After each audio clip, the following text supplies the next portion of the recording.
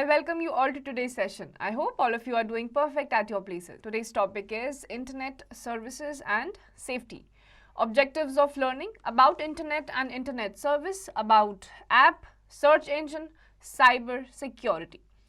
The Internet is a huge collection of linked networks that are present worldwide and facilitate data communication services. With the ever-increasing rise in demand for connectivity, the Internet has become a communication highway for millions of users. Today, Internet is the most useful technology which helps us not only in our daily lives but also our personal and professional lives developments. The Internet, short for Interconnected Networks, is a global system of computer networks that allows communication and the exchange of information between devices and users across the world. It is one of the most transformative inventions of the modern era and had a profound impact on society, business, education, and almost every aspect of our lives. People around the world share ideas, data, information, comments and stories on the Internet. तो internet जो है, जैसा कि हम सबको पता है कि it is a short form for interconnected networks. पहली तो ये चीज़। दूसरा, यहाँ पर ना केवल लोग अपनी पर्सनल लाइफ के बारे में इंफॉर्मेशन शेयर करते हैं, बल्कि आपकी प्रोफेशनल डेवलपमेंट भी यहाँ से होती है। आप किसी भी कॉर्नर पे बैठे हुए हैं, आप दुनिया के दूसरे कोने में भी जॉब के लिए अप्लाई कर सकते हैं, आपको दूसरी जॉब्स के बारे में इंफॉर्मेशन मिल सकती है। लोग यहाँ पर आपस में आइडियाज़ भी शेयर करते हैं, कमेंट्स भी बताते हैं, अपनी आइडियोलॉजीज़ भी बताते हैं, क्या उनकी पर्सपेक्टिव है किसी एक टॉपिक पे, वो शेयर करते हैं। तो इन शॉर्ट जो आपका इंटरनेट है, इंटरकनेक्टेड नेटवर्क्स, यहाँ पर अगर आपके पास आपके डिवाइस में, चाहे वो कंप्यूटर हो, लैपटॉप हो, फ़ोन हो, अगर उसमें इंटरनेट सर्विस है तो आप मिलियंस, लाखों, करोड़ों लोगों के साथ इंटरकनेक्ट यानी कि जुड़ सकते हैं सिर्फ एक डिवाइस के थ्रू। तो यहाँ पे आपका पर्सनल डेवलपमेंट भी हो रहा है, बल्कि आपका प्रोफेशनल डेवलपमेंट भी साथ साथ हो रहा है। The Internet and WWW. Internet is a network of interconnected networks for sharing of information. These networks are around the world and can be accessed by anyone around the world. The interlinked networks may range from small domestic networks to large networks related to business, government, or academic. Internet is always malleable as there are devices that get connected or disconnected to the network. But certain devices remain static for at least some time and form the backbone of the internet. तो आपका जो internet होता है, interconnected network, यहाँ पर आप एक दूसरे के साथ कनेक्ट होते हैं, ना केवल आपका पर्सनल, प्रोफेशनल भी, बल्कि जो एकेडमिक होता है, यानी कि अगर आपको पढ़ाई करनी होती है तो वो भी आप इंटरनेट में अक्रॉस द वर्ल्ड किसी के साथ जुड़कर भी कर सकते हैं। इंडिया में बैठे हुए अगर आपको बाहर किसी और देश की, अमेरिका भी जो अक्रॉस ओशियंस है, वहाँ पर भी अगर आपको कोई पढ़ाई करनी है ऑनलाइन, तो ऑनलाइन इंटरनेट के ज़रिए आप ये भी कर सकते हैं। तो आप पर्सनली किसी से दूर बैठे बात भी कर सकते हैं, उसको देख भी सकते हैं, वीडियो कॉलिंग, वॉइस चैटिंग। इसके अलावा प्रोफेशनली आप जॉब्स की मीटिंग्स कर सकते हैं अक्रॉस बॉर्डर्स। इन दोनों चीज़ों के अलावा पढ़ाई अगर आपको करनी है तो एकेडमिक्स का भी आपको इंटरनेट फुल सपोर्ट देता है। WWW is the acronym for World Wide Web, which is used sometimes interchangeably with Internet.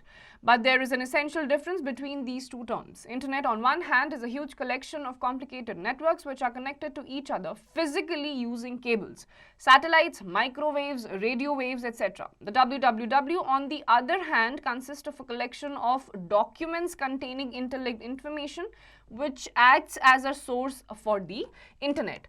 तो WWW आपका एक्रोनिम है। एक्रोनिम का मतलब क्या होता है? Short form. किसी भी बड़े एक वर्ड का या कलेक्शन ऑफ वर्ड्स का जो शॉर्ट फॉर्म निकाला जाता है उसको एक्रोनिम कहते हैं। And WWW is an acronym for world wide web. इसको अक्सर लोग इंटरनेट के साथ इंटरचेंजेबली यूज करते हैं, यानी कि कभी कभी WWW बोलने के लिए वो लोग इंटरनेट का भी यूज कर लेते हैं, लेकिन ये दोनों डिफरेंट वर्ड्स हैं। WWW का मतलब है कि एक कलेक्शन ऑफ डॉक्यूमेंट्स होता है जो इंटरलिंक्ड होता है। On the other hand internet जो होता है वो रेडियो वेव्स, आपका सैटेलाइट्स और केबल्स के थ्रू कनेक्टेड होता है, जो फर्दर आपको आपकी अलग अलग वेबसाइट्स का एक्सेस देता है। तो ये दोनों इंटरचेंजेबली यूज आपको नहीं करना है। WWW और इंटरनेट में बहुत क्लियर डिस्टिंक्शन है, डिफरेंस है। Popular services on the internet. The internet has been the most useful technology of the modern times, which helps us in our daily life for personal use and also at our workplace. Some of the widely used internet services are as follows. Number one, video conferencing. Video conferencing is a form of communication that involves exchange of audio and video at the same time between people sitting at geographically different locations. Here the participants can view each other on their screens and can also hear their voice on the speakers. It is basically used for interviewing candidates, conducting meetings, and for distance learning education. Thus, it reduces travel expenses, saves time, and improves communication. Skype and Google Duo are some popular video conferencing applications. तो internet के through आपको बहुत सारी अलग अलग type की services दी जाती हैं. उसमें से सबसे पहले आपका क्या है, वीडियो कॉन्फ्रेंसिंग. इसके थ्रू आप किसी को भी अपने स्क्रीन पर देख सकते हैं. ना केवल आप देख सकते हैं बल्कि उनकी आवाज़ स्पीकर के थ्रू सुन भी सकते हैं. अक्रॉस द बॉर्डर्स, ये ना केवल ये एक गली, दो गली, एक शहर, एक कंट्री के बीच की बात नहीं है. आप अक्रॉस बॉर्डर्स भी वीडियो कॉन्फ्रेंसिंग कर सकते हैं. इसके अलावा अगर आपको पढ़ाई करनी है एकेडमिक्स वाइज, तो वो भी आप वीडियो कॉन्फ्रेंसिंग के जरिए कर सकते हैं. जैसे आपकी जूम मीटिंग्स होती हैं, गूगल मीटिंग्स होती हैं, गूगल डू है, ये आपके कुछ ऐसे एप्लीकेशंस हैं जहाँ पर आप वीडियो कॉन्फ्रेंसिंग अपने फ्रेंड्स, रिलेटिव्स प्लस आप अपनी जॉब की मीटिंग्स कर सकते हैं, या फिर पढ़ाई के लिए अगर आपको क्लास कंडक्ट करवानी है तो वो भी आप कर सकते हैं. दूसरा है chatting. Chat is a text-based communication between two or more users. Online chat refers to communication in the form of short messages over the internet. A chat is a short message that enables other participants to respond quickly. Chatting is done using chat applications. It has helped in free talk among people from different corners of the world. Some of the popular online chat programs used on computers are Google Hangouts, WhatsApp, Live Chat, Instagram, etc. अब दूसरा आपका internet service का एक example है chatting. Chatting में क्या होता है, टेक्स्ट बेस्ड कम्युनिकेशन है. यहाँ पे आप किसी को देख नहीं सकते हैं बल्कि आप टाइप करते हैं और टेक्स्ट के जरिए एक दूसरे से कनेक्ट होते हैं.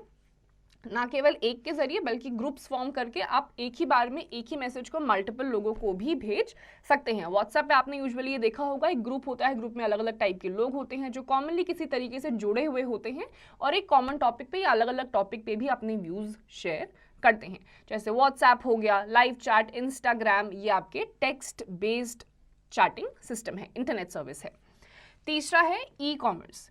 E-commerce stands for electronic commerce, which simply means the sale and purchase of goods and services on the internet. These days, the internet has a large number of websites that allow users to shop for different products, including shoes, clothes, utensils, appliances, furniture, and even grocery from the comfort of their own homes. A number of websites like OLX.in help users sell their old goods. अब तीसरा आपका internet service है e-commerce, which is a short form for electronic commerce. आपने फ्लिपकार्ट का भी use करा होगा, Amazon use करा होगा. कुछ भी आपको चाहिए, पेन से लेकर कोई बड़ी चीज़ तक, यहाँ तक टेलीविजन्स, कुछ भी आपको चाहिए तो आप एक क्लिक पे उसको ऑर्डर करके अपने घर पे होम डिलीवर करवा सकते हैं. तो आपके शूज़, बर्तन, अप्लायंसेस, चाहे वो आपका एयर कंडीशनर हो, कोई भी टाइप का अप्लायंस हो या छोटी से छोटी मेडिसिन हो, वो आप ई कॉमर्स, इलेक्ट्रॉनिक कॉमर्स के जरिए अपने घर तक होम डिलीवर करा सकते हैं. तो ये भी आपकी एक टाइप का इंटरनेट सर्विस है. इसके अलावा आपको पुराना सामान बेचना है, जैसे आपका OLX.in है, यहाँ पर आप अपना पुराना सामान सेल कर सकते हैं और आपको ऐसे यूजर्स उसी प्लेटफॉर्म पे मिल जाते हैं जो आपका सामान खरीदने के लिए इंटरेस्टेड हैं. तो ई कॉमर्स आपको ना केवल खरीदने की अपॉर्चुनिटी देता है बल्कि आपको अगर कुछ सामान सेल करना है, पुराना सामान, तो उसका प्लेटफॉर्म भी आपको प्रोवाइड कराता है. अगला है इलेक्ट्रॉनिक बैंकिंग, ई बैंकिंग.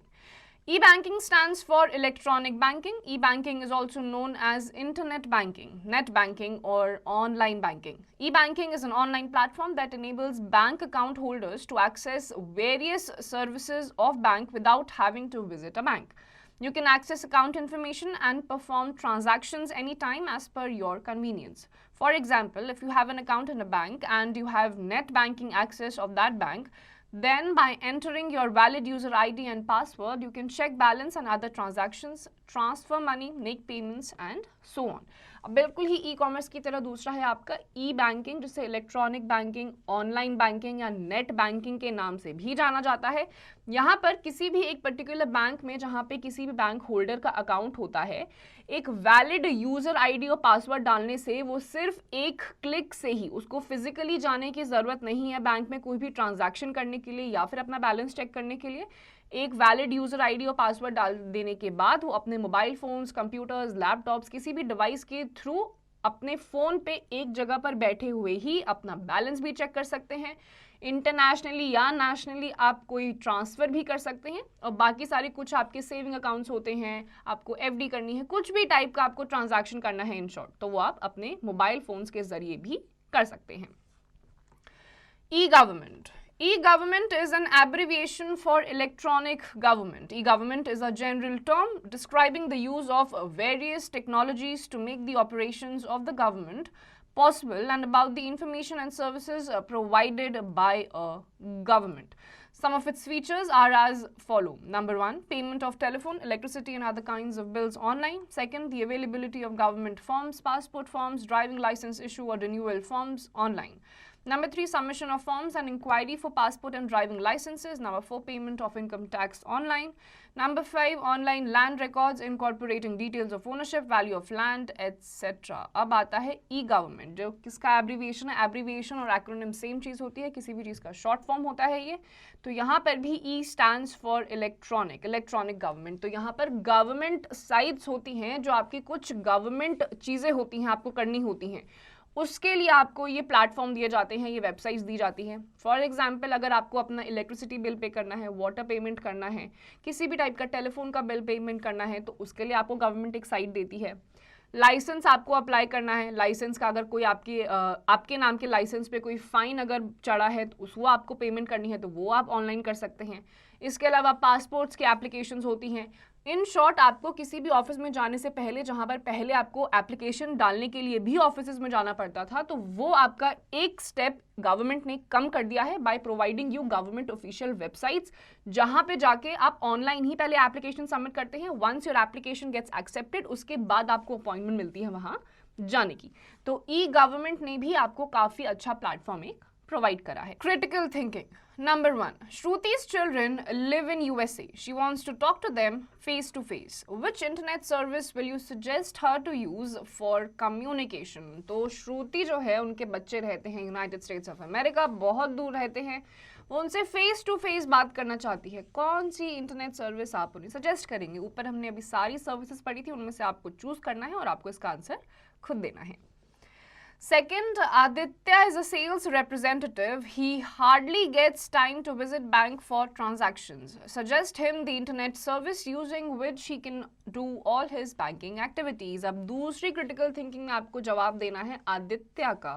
उन्हें बैंक की कुछ डॉक्यूमेंट्स या कुछ ट्रांजैक्शंस करनी है, लेकिन बैंक नहीं जाना है, तो उनको आप कौन सी सर्विसेज देंगे ये आपको बताना है। Social networking. Many websites on the World Wide Web allow us to connect with other internet users, from friendships with them and share messages, documents, photos, videos and things of common interest.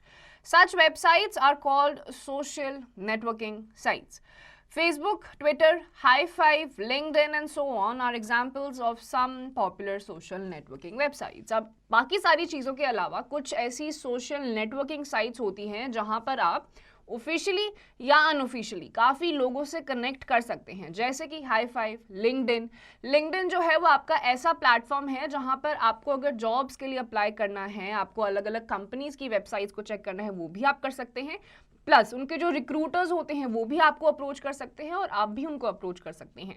तो ये आपके social networking sites हैं। इसके अलावा Facebook होता है, वहाँ पर आप अपनी स्टोरीज शेयर कर सकते हैं, लोगों से बात कर सकते हैं, अलग अलग लोगों से अपने अपने थॉट्स एक्सचेंज कर सकते हैं, फ्रेंडशिप कर सकते हैं। तो ये आपकी कुछ सोशल नेटवर्किंग साइट्स हैं।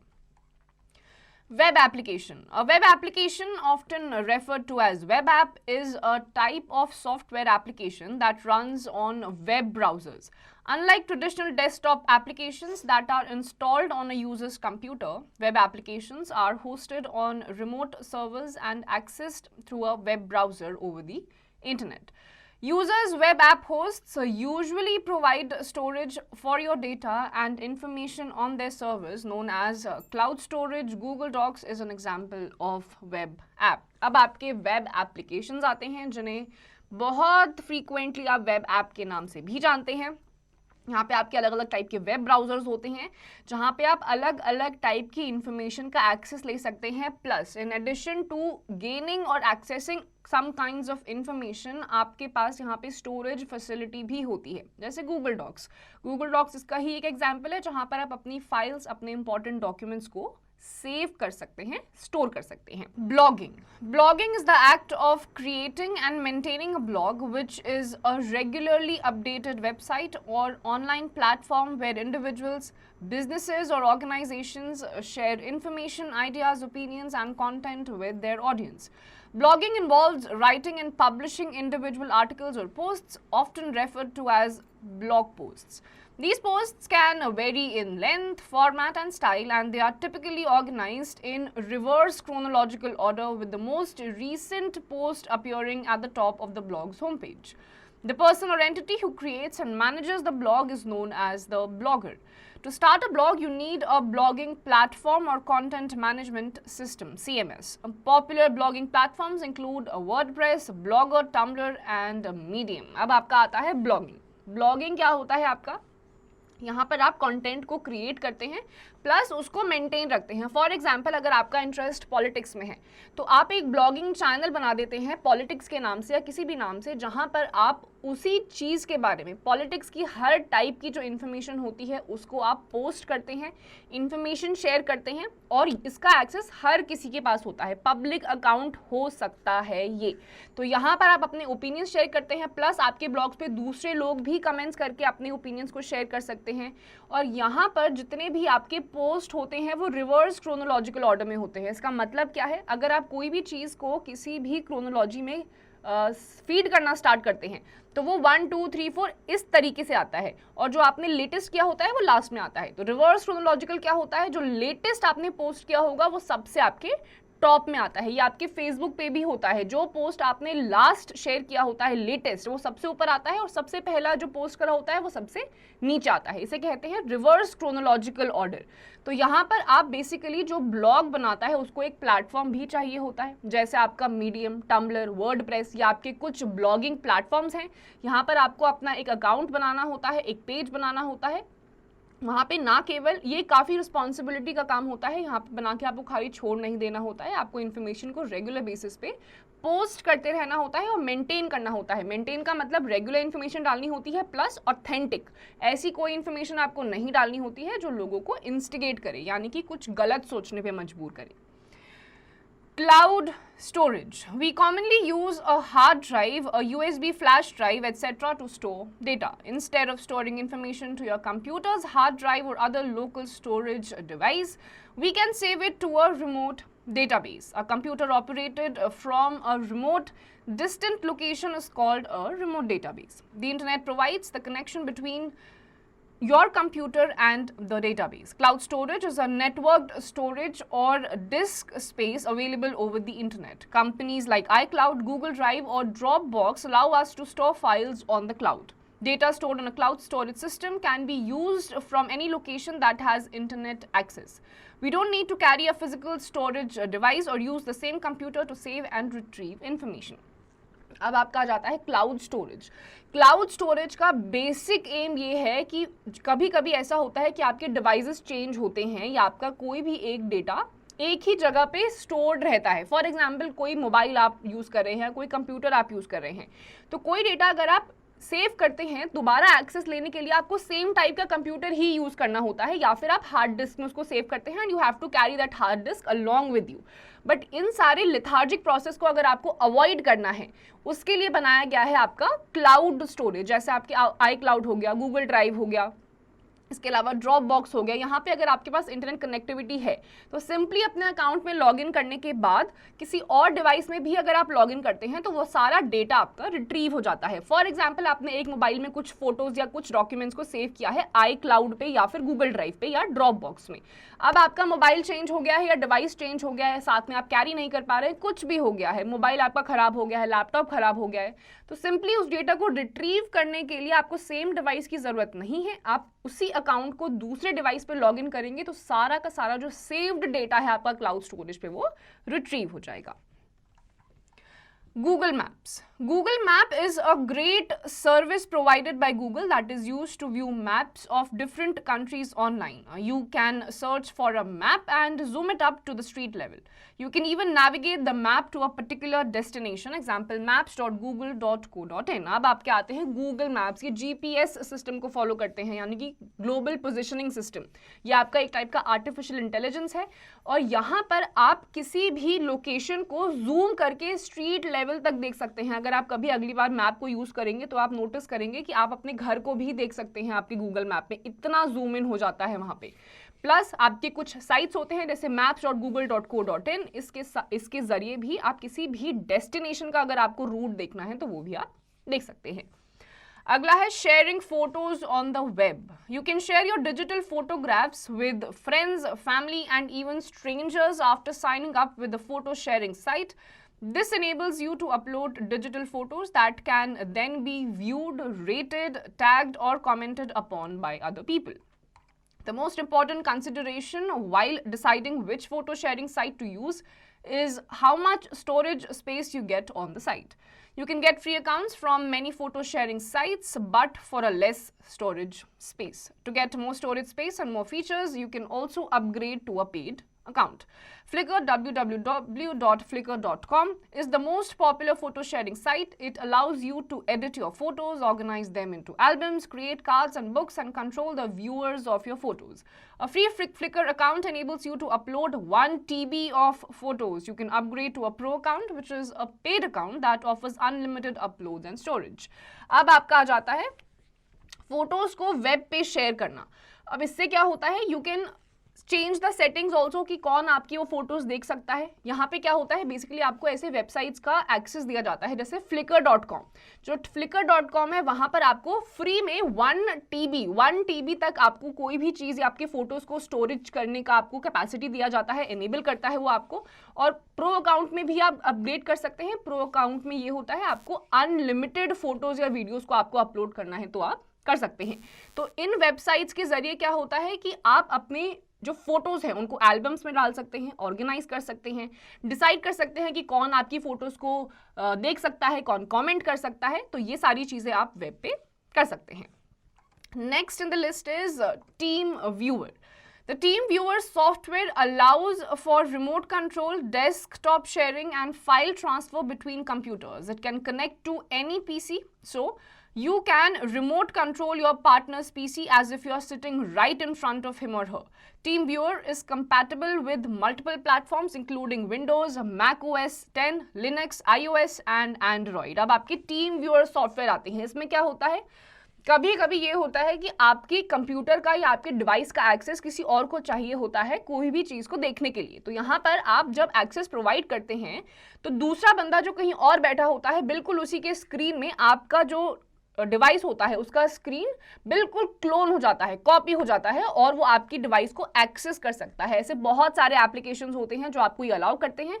एंड्रॉइड हो, iOS हो, मैक हो, किसी भी प्लेटफॉर्म पे आप ये कर सकते हैं। इससे क्या होता है कि कभी कभी आप फिजिकली कहीं पे नहीं जा सकते हैं तो इनके जरिए आप किसी और को अपने डिवाइस का एक्सेस देख सकते हैं।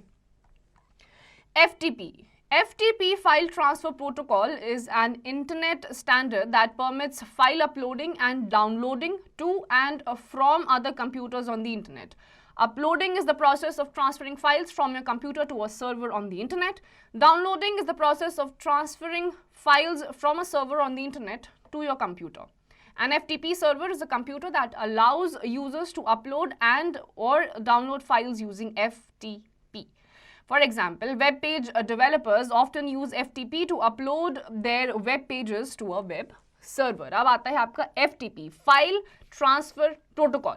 इसमें आपकी दो फंक्शंस होते हैं, एक है डाउनलोडिंग और एक होता है अपलोडिंग। अपलोडिंग में आपके कंप्यूटर से किसी और वेब सर्वर पे आप कोई फाइल को अपलोड करते हैं। डाउनलोडिंग में आप FTP को यूज करते हुए किसी वेब सर्वर या वेब पेज से आप अपने कंप्यूटर या अपने डिवाइस में किसी भी चीज को डाउनलोड करते हैं। यूजुअली ये FTPs जो वेब डेवलपर्स होते हैं वो यूज करते हैं वेब सर्वर पे किसी भी चीज को अपलोड करने के लिए। LinkedIn. LinkedIn is the world's largest professional network on the internet with more than 500 million members worldwide. It was launched on May 5, 2003 by Reid Hoffman. LinkedIn connects the world's professionals to make them more productive and successful. This can be used to find jobs, people and business opportunities recommended by someone in one's contact network. अब आपका LinkedIn आता है। 2003 में इनको ride Hoffmann ने develop करा था। Millions of people है आज की डेट में। यहाँ पे कोई जॉब आपको अप्लाई करना है तो आपको कंपनी की इन्फॉर्मेशन मिल सकती है, रिक्रूटर से आप कनेक्ट कर सकते हैं, बिजनेस के आइडियाज आपको मिल सकते हैं, अलग अलग नेटवर्क्स यहाँ पे होते हैं, तो आप पर्सनली भी किसी से बात कर सकते हैं। तो यहाँ पे आप जॉब की अपॉर्चुनिटीज क्रिएट भी कर सकते हैं और अप्लाई भी कर सकते हैं। About app. As we have already know that apps are part of Windows 10 start screen, let us learn about apps which can be used on any personal computers or mobile devices.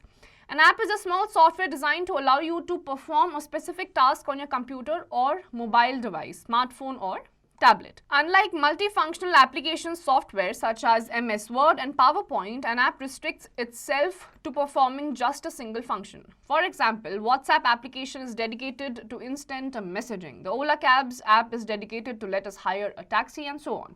अब आता है आपका app यानी कि application. Application का ही short form आपका app है।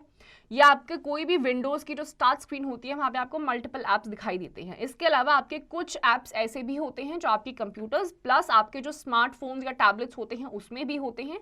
ये ऐप्स आपके ऐसे छोटे छोटे सॉफ्टवेयर होते हैं जो स्पेसिफिक टास्क को परफॉर्म करने के लिए बनाए जाते हैं। फॉर एग्जाम्पल व्हाट्सएप आपका एक एप्लीकेशन है। आप कंप्यूटर, लैपटॉप्स, टैबलेट्स या स्मार्टफोन्स में इसको एक्सेस कर सकते हैं। इंस्टेंट मैसेजिंग का ये तरीका है।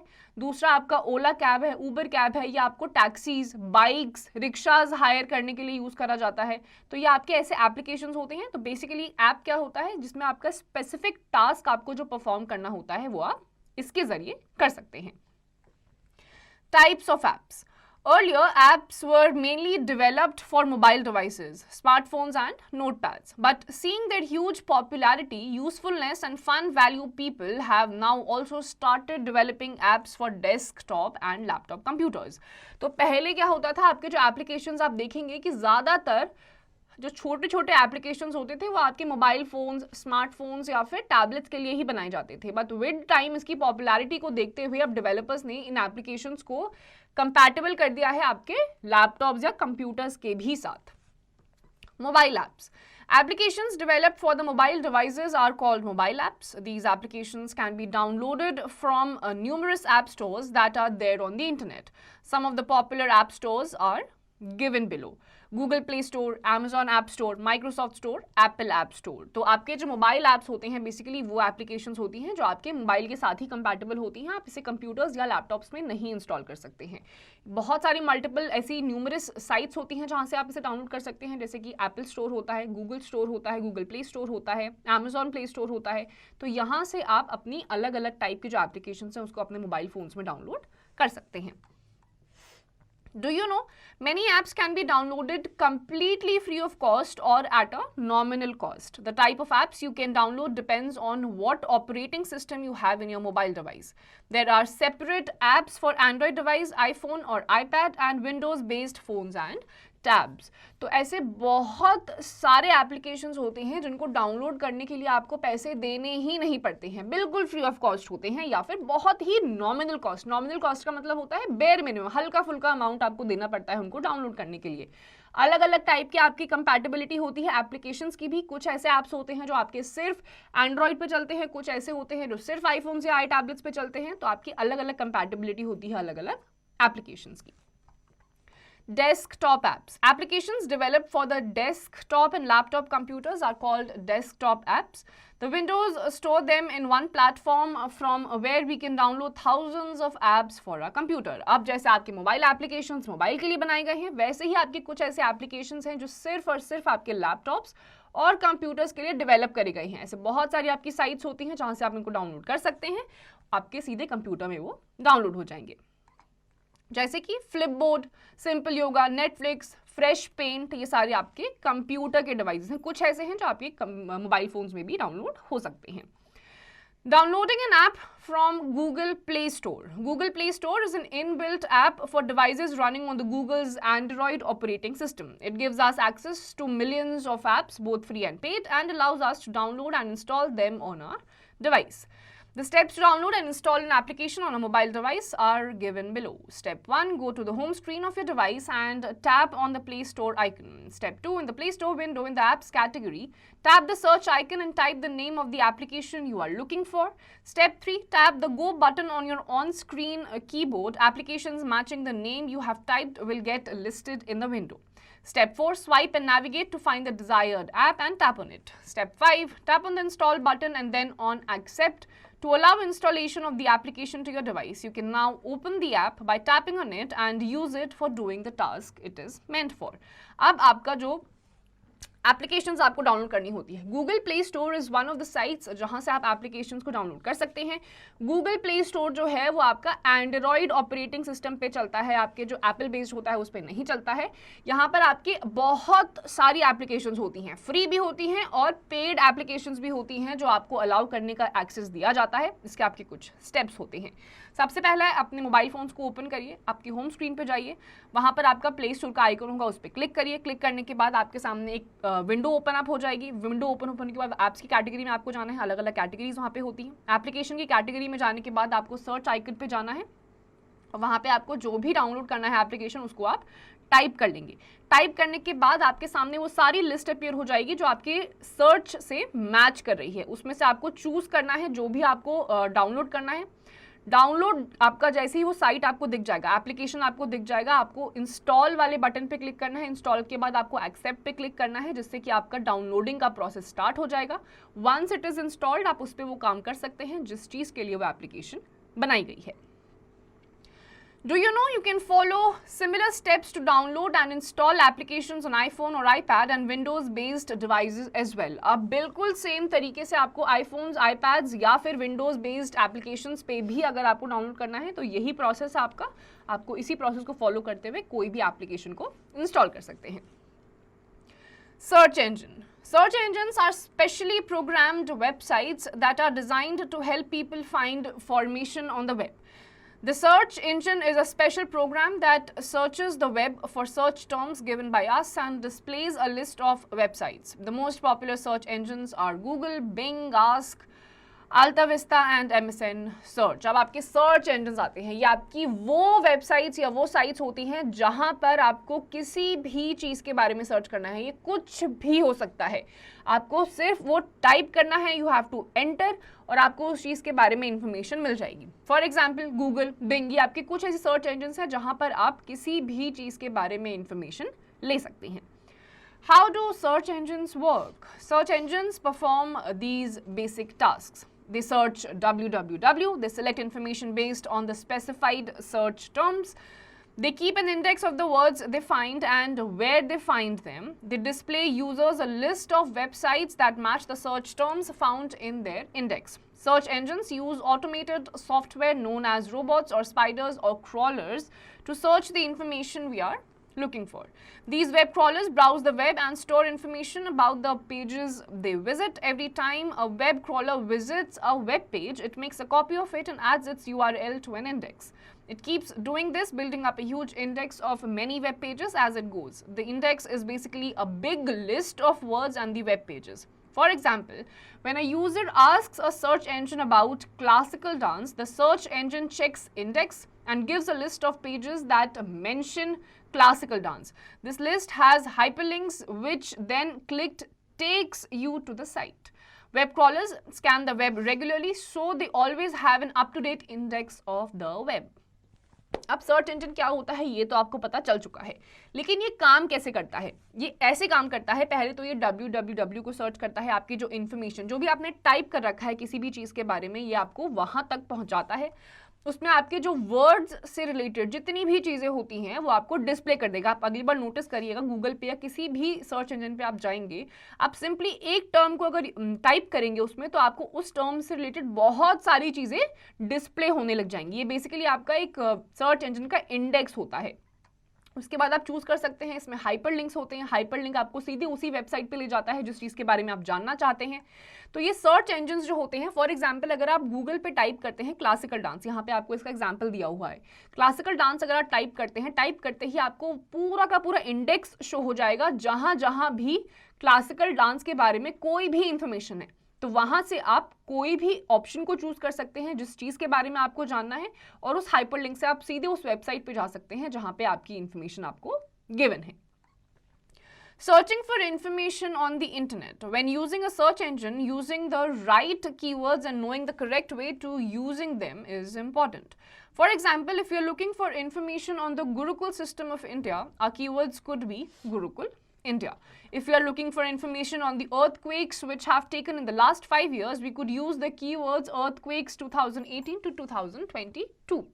तो आपको एक चीज ध्यान में रखनी है, जब भी आप सर्च इंजन को यूज करते हुए कोई भी इंफॉर्मेशन लेना चाह रहे हैं, तो जो आपके चॉइस ऑफ वर्ड्स हैं वो बहुत ही ज़्यादा इंपॉर्टेंट होते हैं। अगर आपको अर्थक्वेक के बारे में जाना है इंडिया के पिछले 5 साल में, तो आपके कीवर्ड हो सकते हैं अर्थक्वेक इन इंडिया बिटवीन जो भी आपके 5 साल के ईयर्स हैं। अगर आप सिर्फ अर्थक्वेक डालेंगे तो आपको मल्टीपल इन्फॉर्मेशन दिख जाएगी अर्थक्वेक के बारे में, लेकिन आपको स्पेसिफाइड इन्फॉर्मेशन चाहिए तो कीवर्ड्स में भी आपकी स्पेसिफाइड कीवर्ड्स होने चाहिए। तो ये जो चॉइस ऑफ वर्ड्स होता है कुछ भी सर्च करते हुए, it is very very important. Cyber safety. There is almost no limit to what you can do online. The internet makes it possible to access information quickly, communicate around the world, and much more.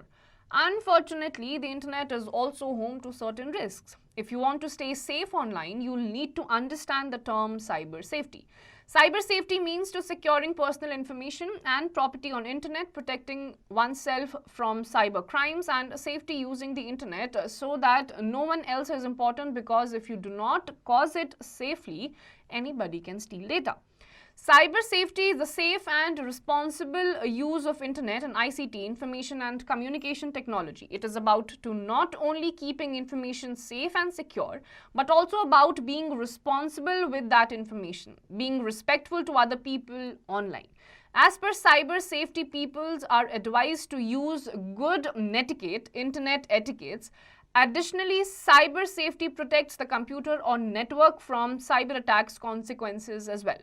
This is exceptionally helpful when cyber attacks are generated in such a way that the attack leaves a lasting impression on the organization's overall functionality. अब हम उस era में रह रहे हैं जहाँ पे internet पे आप ऑलमोस्ट हर टाइम रहते हैं, हर चीज़ के लिए आप इंटरनेट का एक्सेस लेते हैं, चाहे वो आपकी पर्सनल नीड्स हो, आपके घर की ज़रूरतें हो, आपकी बैंकिंग फैसिलिटी हो, किसी भी चीज़ का अगर आपको ज़रूरत होती है तो you just go on internet and you do the needful. लेकिन अब इतनी सारी अगर प्लस पॉइंट्स हैं इंटरनेट के, तो नेचुरल सी बात है कि थोड़े बहुत ड्रॉबैक्स भी होंगे, और ये ड्रॉबैक्स हैं रिस्क, साइबर अटैक्स।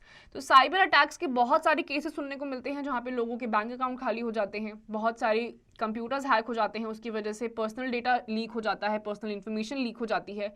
तो बहुत इंपॉर्टेंट होता है ICT जो है आपका, इंफॉर्मेशन एंड कम्युनिकेशन टेक्नोलॉजी, वो इनेबल करता है कि आप सेफ रहें, आपका डेटा सिक्योर्ड रहे, साइबर अटैक से आप बचे, जिसके अलग अलग प्लेटफॉर्म्स भी होते हैं, अलग अलग प्रोग्राम्स भी निकाले जाते हैं।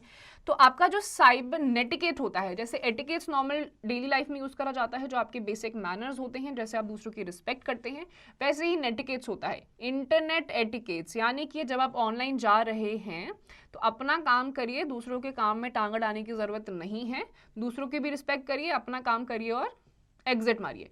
इससे आप खुद भी बचे रहेंगे और दूसरों को भी आप साइबर अटैक से बचा सकते हैं। Importance of cyber safety. One of the prime reasons for implementing cyber safety is the protection of confidential data. Cyber safety can protect these data to a great extent. These data protection go a long way, especially in cases of government related data. Breach of such data of national importance can cause serious disturbance to the nation. Additionally, a breach of personal data would result in personal losses such as reputation damage, etc. There are high chances of an extortion threat. By giving in to the threat, there are chances of financial damages. अब cyber security या cyber safety की importance क्या है? Importance ये है कि online ही government की भी बहुत सारी ऐसे डेटा या इन्फॉर्मेशन होती है जो बहुत दूर दूर तक ट्रैवल करती है और बहुत ही कॉन्फिडेंशियल होती है. कॉन्फिडेंशियल मतलब बहुत ही ज़्यादा सेफ होनी चाहिए, बहुत ही सिक्रेटिव होती है. किसी को पता चल जाएगी तो नेशन को इससे नुकसान हो सकता है. तो साइबर सिक्योरिटी की ज़रूरत इसलिए होती है ताकि ऐसी कोई इन्फॉर्मेशन लीक ना हो जिससे हमारे ही देश पे कोई खतरा आ जाए. प्लस पर्सनल लेवल पे भी कोई ऑर्गेनाइजेशन है अगर साइबर अटैक की शिकार हो गई तो 2 मिनट लगेंगे, उसकी इतनी सालों की जो रेपुटेशन बनाई हुई है वो खाक में मिल जाएगी. तो साइबर सेफ्टी की ये इंपॉर्टेंस होती है कि आपका डेटा ये कॉन्फिडेंशियल रखती है, सीक्रेट रखती है, लीक नहीं होने देती. Types of cyber attacks: malware, identified theft, fishing, cyber bullying, plagiarism. सबसे पहला है malware. Malware is one of the types of attacks that need maximum defense by our cyber safety system. Typically, malware enters your system or network and denies access to the critical components of the network. The other malicious activities of malware including obtaining information by retrieving data from a hard drive and disrupting the system. Furthermore, some malware is capable of making your system inoperable. The most common types of malware includes viruses, trojans, worms, ransomware and spyware. तो सबसे पहला है आपका malware. इसको security की सबसे ज़्यादा ज़रूरत है. Once it affects or attacks your system, ये ना केवल आपका जो डेटा है वो किसी और इंसान तक पहुंचा सकता है, इंफॉर्मेशन भी लीक कर सकता है, बल्कि इतना खराब कर देगा, इतना मलिशियस एक्टिविटी कर देगा कि आप अपने कंप्यूटर या अपने डिवाइस को ही यूज़ नहीं कर पाएंगे. और जब तक कि आप इसको ठीक करेंगे तब तक आपका आधे से ज़्यादा या कंप्लीटली सारा डेटा लीक हो चुका होगा. तो जैसे आपके वायरसेस हो गए, रैंसमवेयर हो गया, स्पाईवेयर हो गया, ये सारे आपके मैलवेयर के एग्जाम्पल्स हैं और इनको साइबर सिक्योरिटी की सबसे ज़्यादा ज़रूरत है. दूसरा है identity theft. Identity theft cases have been growing rapidly in the last few years. In identity theft, someone steals your identity. This is done to either harm you directly or steal your personal information. If someone knows passwords to any of your accounts, they could easily log in and steal your personal data. फिर आता है identity theft. इसको impersonation भी कहा जाता है, जहाँ पर कोई प्रिटेंड करता है आपके जैसा बनने का. ऑनलाइन अगर किसी के पास आपके पासवर्ड्स हैं किसी भी अकाउंट को लेकर, या फिर हैक कर दिया है आपका अकाउंट, तो आपके अकाउंट से पर्सनल डेटा भी वो शेयर कर सकते हैं, प्लस आपके अकाउंट से वो अलग अलग चीज़ों को पोस्ट भी कर सकते हैं. तो यहाँ पर भी साइबर सिक्योरिटी की ज़रूरत होती है. Then comes phishing. Another way attackers steal your identity is through phishing. Phishing is a type of attack which might happen beyond cyber safety measures, usually through emails. The email usually begins with warm regards, following by an interesting story and a malicious link. Usually, the stories would contain the sentiment that if you would like to proceed with donating money, you need to click the link. Sometimes the email would lure you into believing that you have won a lottery or some distant relative of yours would like you to give you some money. On clicking the link, either your system or network would crash as the hacker would have entered your system actively. On the other hand, by obtaining your details through the link, your money will be swindled from your bank account or your data would be breached. The reason why sometimes cyber safety measures would not be adequate is that though the malicious virus can be prevented, manually filling of details needs to be decided by you. Cyber safety works only to the extent of viruses and not manual choices. अब आता है fishing. Fishing में भी ये भी एक type का identity theft होता है और ये आपका साइबर सिक्योरिटी से थोड़ा आगे चला जाता है. क्यों? वायरसेस को रोकने के लिए आपके सॉफ्टवेयर बनाए गए हैं, लेकिन यहाँ पर क्या होता है, यूजुअली आपके ईमेल्स के थ्रू आपने देखा होगा या कभी कभी इंस्टाग्राम जब आप स्क्रॉल करते हैं, वेबसाइट स्क्रॉल करते हैं, तो बीच में आपके पास लिंक्स जैसे इंटरफेस आते हैं कि आपको अगर डोनेट करना है किसी को. बहुत ऐसे सेंटिमेंटल थॉट्स पे अटैक करते हैं कि आपको लगता है कि यहाँ पर मदद करी जा सकती है, लेकिन वहाँ पे आपको वो लिंक्स को कॉपी नहीं करना होता है. उस लिंक पे जाने के बाद या तो वो डायरेक्टली आपके सिस्टम को अटैक कर लेंगे, या फिर आपके जैसे ही आपने उस लिंक पे क्लिक करा, कुछ इन्फॉर्मेशन आपने डाली, तुरंत ही सारा का सारा पैसा आपके बैंक अकाउंट से खाली हो जाएगा. स्विंडल मतलब गायब हो जाएगा. तो ये होता है। तो यहाँ पर वायरसेस बचाने के लिए जो साइबर सिक्योरिटी है वो करी जा सकती है, लेकिन दूर से, लेकिन आपने जो मैनुअली डेटा फीड करा है वो आप ही को डिसाइड करना है कि आपको वो फीड करना है या नहीं। यहाँ पे दूसरा इंसान कुछ नहीं कर सकता। इसीलिए बोला जाता है आपको कुछ दान पुण्य कमाना है, बाहर जाइए और फिजिकली जाके करिए, रादर दैन आप ऑनलाइन बैठ के कुछ लिंक्स पे क्लिक कर रहे हैं। ये बहुत ही ज्यादा नुकसानदायक हो सकती हैं। Next is cyberbullying. Cyberbullying is the act of using the internet to harm someone. There are various forms of cyberbullying. सबसे पहला है flaming. This type of cyberbullying involves online fights with angry and vulgar messages. Harassment. Online harassment can take the form of insulting, mean and derogatory messages online. Denigration. Denigration is when someone posts rumors or gossip about someone online with the purpose of damaging their reputation. Impersonation. Impersonation means pretending to be someone else to get them in trouble. Outing. Outing is when someone shares somebody else's secrets, images or information online. Trickery. When people trick someone into revealing things and then post them online, it's called trickery. Exclusion. Exclusion is when an individual or a group of people intentionally keeps someone out of an online group. Cyber stalking.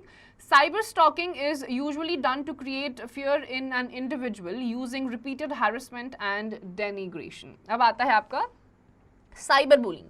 Cyber bullying में बहुत सारे अलग अलग तरीके होते हैं कि आपको बुली किया जा सकता है। पहला है फ्लेमिंग। फ्लेमिंग में क्या होता है, ऑनलाइन हैरेसमेंट होती है, वो ऑनलाइन लोग आपस में लड़ाई करते हैं, एक दूसरे को डिमीन करते हैं, तो ये आपका फ्लेमिंग होता है। दूसरा है आपका हैरेसमेंट। हैरेसमेंट में क्या होता है, इंटेंशनली ऐसे डेरोगेटरी रिमार्क्स आपके पोस्ट पे डाले जाते हैं कि आपको डिमीन किया जाए, इंसल्ट करा जाए, इसे कहते हैं हैरेसमेंट।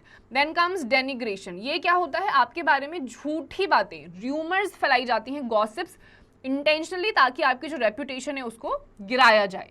इम्पर्सनेशन। इम्पर्सनेशन यानी कि कोई बनने की कोशिश करता है आपके जैसे, लेकिन वो आप होते नहीं हैं, तो यहाँ पे इम्पर्सनेशन होता है। Then comes your outing. Outing तब होता है जब कोई आपके सीक्रेट्स को डेलिबरेटली आपके पब्लिकली रिवील करके उनको पोस्ट कर देता है। ट्रिकरी भी एक टाइप का साइबर बुलिंग है, यहाँ पर भी यही होता है, कोई ट्रिक करके आपकी पर्सनल इंफॉर्मेशन को बाहर निकालता है and then they post it online publicly.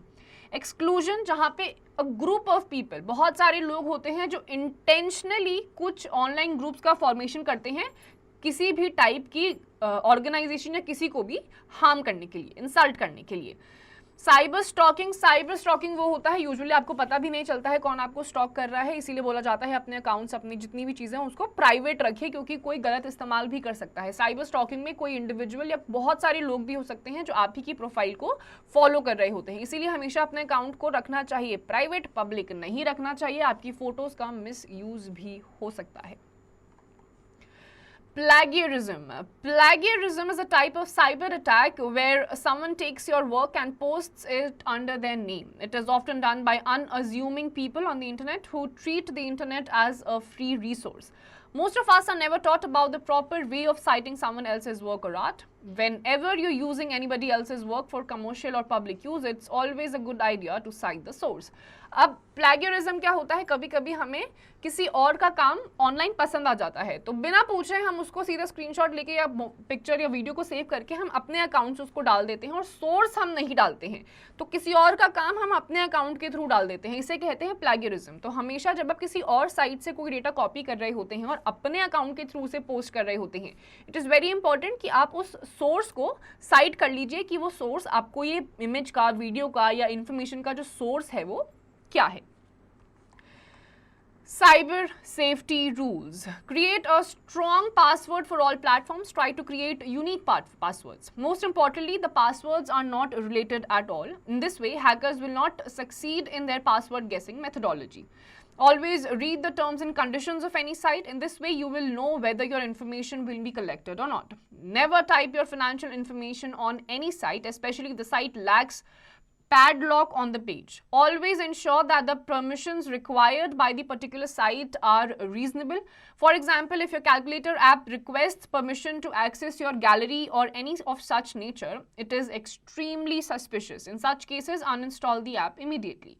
Always turn on two-factor authentication on your social media platforms. In that way, you will be alerted whenever there is an attempt to access your account. Always back up your data. By doing that, you can protect your data in case of breach too. It is always important to keep your data private and safe. Cyber attacks have evolved throughout the years to enter your system network undetected. Thus, it is always important to be upgraded and updated on your cyber safety system to protect your data. अब कुछ आपके cyber safety rules हैं जो personal level पे आप follow कर सकते हैं, तो आप साइबर अटैक से काफ़ी हद तक बच सकते हैं. जो प्लेटफॉर्म है होते हैं आपके सोशल नेटवर्किंग साइट्स होती हैं, बहुत स्ट्रॉन्ग पासवर्ड डालिए. पासवर्ड को फ्रीक्वेंटली चेंज करते रहिए जो कि आपसे रिलेटेड नहीं होना चाहिए. बहुत ऐसे कॉम्प्लेक्स सा पासवर्ड रखिए एंड फ्रीक्वेंटली उसे चेंज करते रहिए. आपके जितने भी ऐसे मलिशियस एप्लीकेशंस होते हैं जहाँ पे आपको फॉर एग्जाम्पल आपने कैलकुलेटर का कोई एप्लीकेशन डाउनलोड करा है और वो आपको परमिशन मांग रहा है आपकी गैलरी की, तो ये बहुत सस्पिशियस हो सकता है क्योंकि कैलकुलेटर में आपकी गैलरी की कोई ज़रूरत ही नहीं है. अगर ऐसे कोई परमिशन आपसे मांगी जाती है तो उसको तुरंत ही अनइंस्टॉल कर लीजिए. अपनी फिनेंशियल जो आपकी बैंकिंग साइट्स होती हैं या फिर ऐसी कोई भी लिंक्स होते हैं जहाँ पे आपको बैंक की इन्फॉर्मेशन डालनी होती है, मत डालिए. सिर्फ आपके जो इंपॉर्टेंट जैसे आपकी बैंक की एप्लीकेशन साइट्स होती हैं वहीं पर आप ये सारी इन्फॉर्मेशन डालिए, अदरवाइज कहीं पर भी मत डालिए. इसके अलावा टू फैक्टर ऑथेंटिकेशन होता है, वो अपने सारे सोशल नेटवर्किंग साइट्स पे, B it your WhatsApp, email, कोई भी है, उस पर आप ये एनेबल कर दीजिए. इससे क्या होगा, अगर कोई और इसको एक्सेस करने की कोशिश करेगा तो तुरंत ही आपके पास अलर्ट आ जाएगा कि कोई और किसी और डिवाइस से लॉग इन करने की कोशिश कर रहा है. इवन आप भी अगर करेंगे तो आपके पास भी मेल आएगा कि दूसरे किसी डिवाइस से लॉग इन हो रहा है. तो इससे क्या होगा, आपको पता चल जाएगा कि कहीं और कोई और इसको एक्सेस ले रहा है या फिर नहीं. तो ये कुछ तरीके हैं, क्योंकि आज के टाइम पे हर चीज़ ऑनलाइन हो रही है तो साइबर अटैक बहुत ही ज़्यादा फ्रीक्वेंट हो गया है. तो इट इज़ वेरी इंपॉर्टेंट कि हम अपने ही लेवल पे काफ़ी सेफ्टी मेजर्स लें ताकि हम प्रोटेक्ट हो सके. Let's revise. Internet started as a small network called ARPANET in 1969. Since then, it has grown from strength to become a global network of computers.